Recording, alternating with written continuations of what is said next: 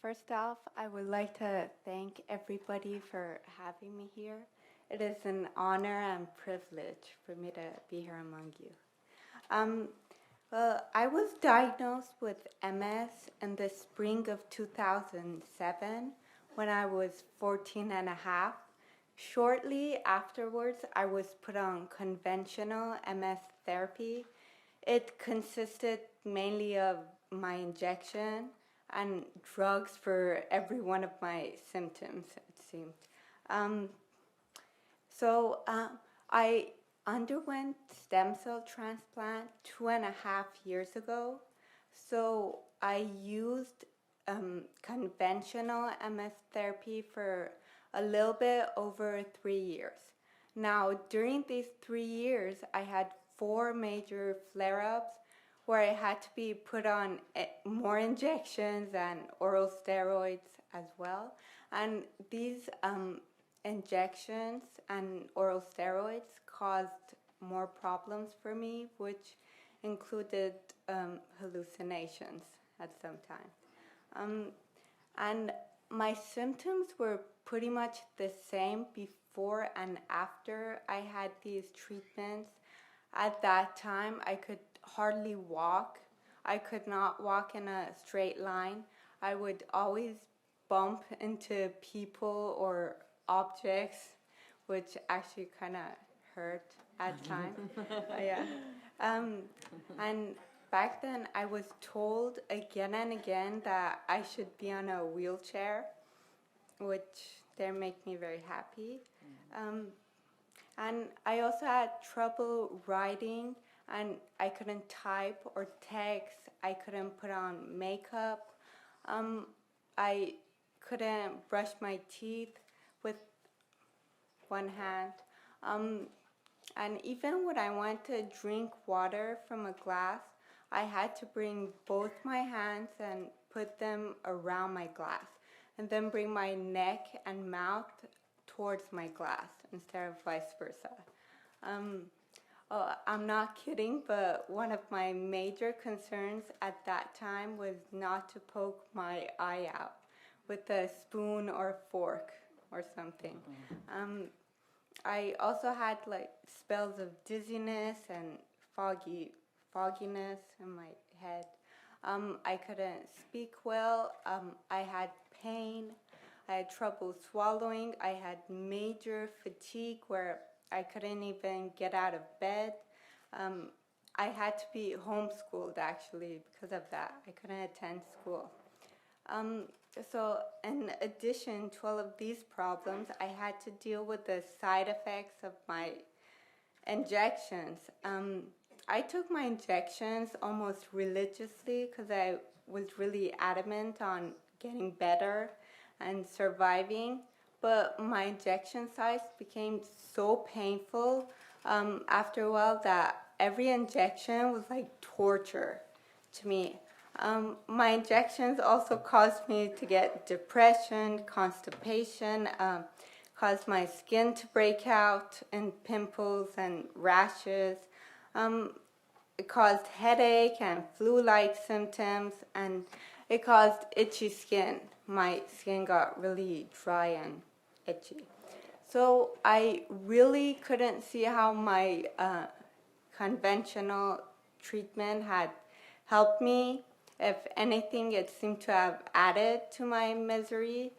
At that time, I really had no hope. I really couldn't see a future for myself.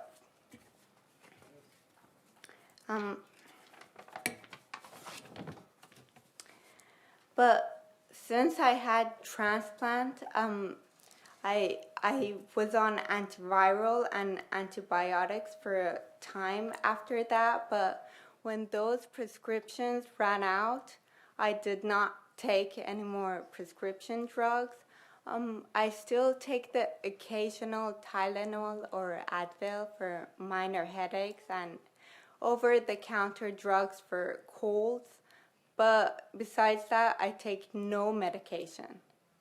But I'm actually hoping that someday soon, one of you will come up with a treatment to rebuild the myelin, and then I will definitely take that. Yeah. Well, since I had my transplant, my life changed completely. Back then, I was fatigued all the time. I couldn't get out of bed, as I told you. Now, I actually get up at 6. My first class starts at 7. And a lot of the time, I'm studying and exercising till like 1 a.m. or 1:15. And now I actually run every day. And back then I could hardly walk. Now I just go up and down the stairs easily. I don't bump into people or objects, so that's good. Yeah.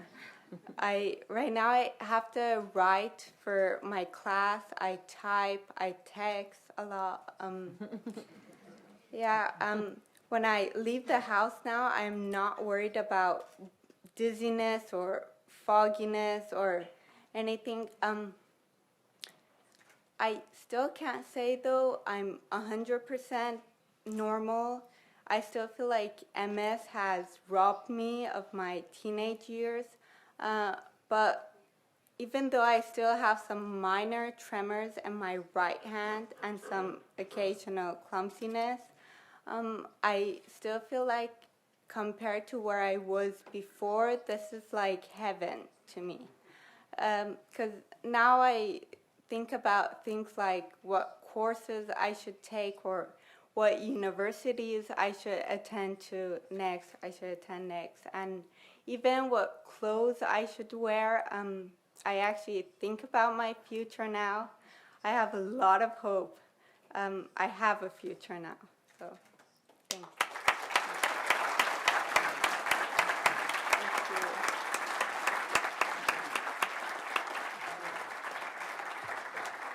Robert, Roxane, could I ask you a question? Yeah. I think a lot of people out across America have read about or heard about or seen something on television dealing with stem cell therapies. And I'm wondering what was going through your mind. I understand the frustrations of dealing with conventional therapies that don't work, but was the idea or the prospect of getting a stem cell transplant scary? Actually, no. At that time, I was feeling so bad. I knew that I was heading towards major disability or kind of premature death even. So at that time, transplant was like, to me, I was all, let's go. I want it. Yeah. And as you've described it to your friends and family, were they scared by it, or? Well, some of my friends and family were a little bit concerned initially, like, what is this exactly? Tell me in detail what this is. But when I told them about it, they were like, you should go get it, especially my friends and close family. Like, go get it. Definitely. Well, I share your frustration with conventional therapies. Oh. Well, when I was first diagnosed, they told me you have MS, and basically they told me, okay, here are our options. Take this drug and injections and all that. So my liver wasn't too happy, but yeah. So every drug they gave me, after a while it wouldn't work. So they would change it, give me another drug which wouldn't work, and then they would. So it just went on and on. So while I was taking my injection and drugs, I kept getting worse and worse. So it was obvious that it wasn't working at all. And not only was I getting worse, I was getting like new symptoms, and I had to deal with the side effects of taking so many different drugs. So it was a relief to me, really, transplant. Yeah. Dr. Burt? Yeah. Actually, on that note, Dr. Burt, I would really like to thank you for giving my life back to me. You are a visionary, and you will always and forever remain my hero.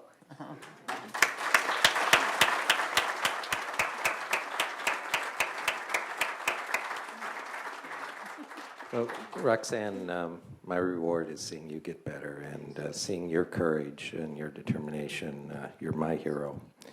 Thank you. And Roxane's mother, Azita, is with us. Did you want to say anything? I just want to thank you to be here. When Roxane was diagnosed with MS, it was a tremendous shock, and it just turned our family, turned our lives upside down. One minute I had this beautiful, smart, athletic daughter, and the next minute she was becoming incapacitated day by day. And watching her deteriorate on conventional therapy, I think, was the lowest point in my life. Prior to the transplant, Roxane had been seen and treated at 3 of the most famous medical centers in the U.S. And seeing that the continuation of the conventional treatment was leading to her permanent disability and most likely premature death. So I thought there has to be something else. So I went to our doctors and said, what else is out there? What can we do? And they came back to me and they said, well, this is it. It is what it is. There's nothing else. But what we can do is we can take her from this conventional therapy and put her on other conventional therapies. And the outcome would be pretty much the same with not much hope for improvement. In my experience, most of the neurologists that I spoke to didn't know much about a stem cell transplant, or they looked at it negatively. I believe a more comprehensive awareness campaign for MS, for stem cell, would be really beneficial. But I didn't give up. We are fortunate to have a lot of doctors in our family. I started asking questions, and of course, I went to the internet.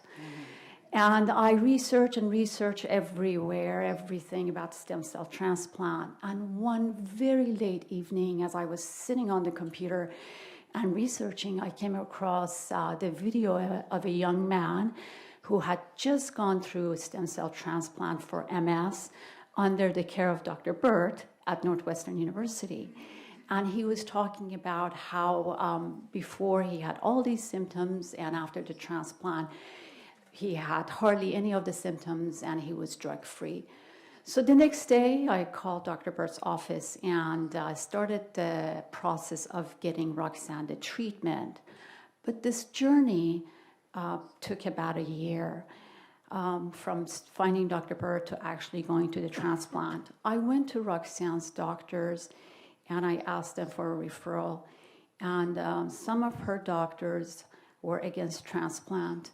They said that the chemo, she could die from it, or it could cause infertility, which at the time it was not even part of our concern.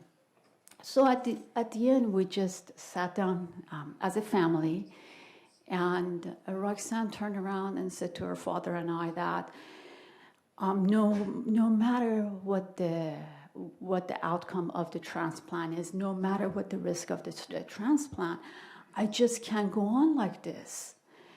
And I think at that point in her mind, there was no contrast or comparison.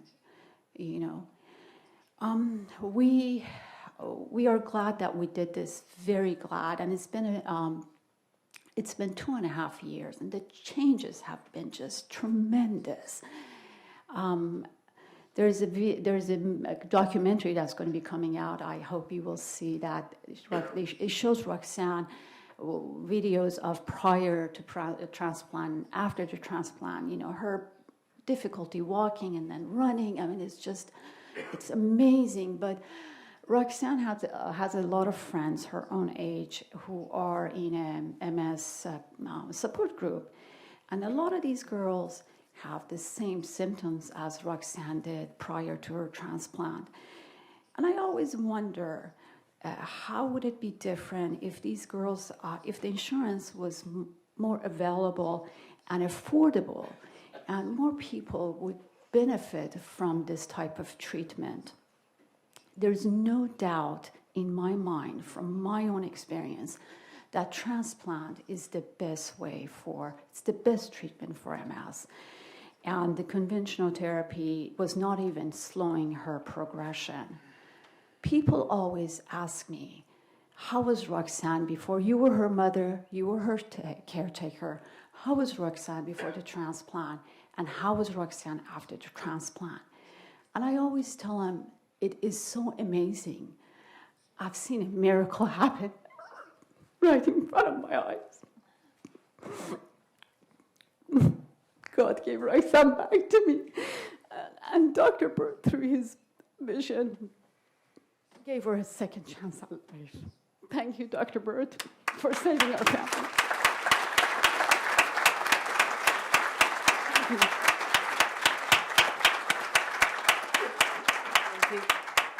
Thank you, Roxane and Azita, just to be here and share your story. As Meredith said, MS doesn't just affect the patient, but the whole family. And it means a lot to us that you came here and shared this with us today.